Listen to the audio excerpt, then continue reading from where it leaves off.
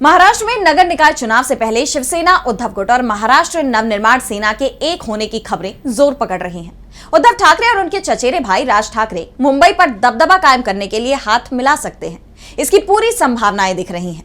इस बीच एकनाथ शिंदे ने इस पर सवाल उठाए तो संजय राउत ने साफ कह दिया कि शिंदे शाह के तोते के समान है और वही बोलते हैं जो अमित शाह कहते हैं।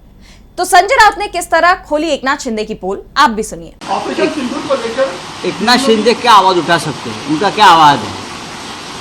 उनका आवाज़ क्या है मुझे बताइए। एकनाथ शिंदे का आवाज़ क्या है? एकनाथ शिंदे अमित शाह के प्रॉक्सी है। उनका जो आवाज़ है वो अमित शाह का आवाज़ है। उनके पार्टी के मुखिया अमित शाह है। जो अमित शाह को चाहिए वही वो बात करेंगे। हाँ बोले। इस्तेमाल किया कि उद्धव ठाकरे के लिए सविस्तर शब्द में इस्तेमाल किया कि मरे हुए क्या मारना। कौन मरा है कौन जिंदा है ये आप नहीं तय कर सकते। आप जिस लाचारी का जीना बीजेपी के साथ जी रहे हो ये तो मरने से भी ज़्यादा बदतर है। हम स्वाभिमान से जीने वाले लोग हमेशा जिंदा रहते हैं।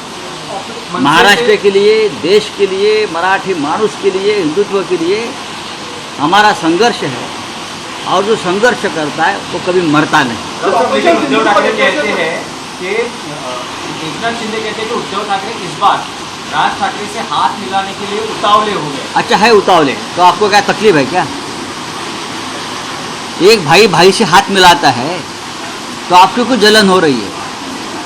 ये जलन आपकी नहीं है, ये जलन अमित शाह और मोदी जी का, फडणवीस की है, क्योंकि आप उनके तोते हो, प्रॉक्सी हो।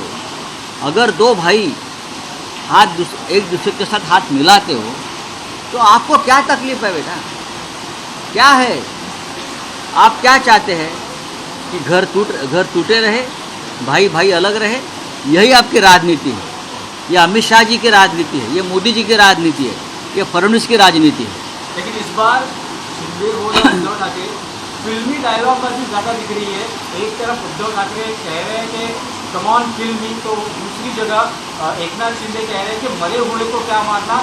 मतदाताओं ने इनको गए विधानसभा चुनाव में ही मार दिया है। राजनीति में कोई मरता नहीं। राजनीति में किसी को मारा भी नहीं जाता और कोई मरता भी नहीं है। राजनीति में और ख़ास करके डेमोक्रेसी में बहुमत बहुत चंचल चीज़ होती है। आज आपके पास है, कल हमारे पास होगा। ये जिंदा और मुर्दा की राजनीति है ना, ये बीजेपी की राजनीति है।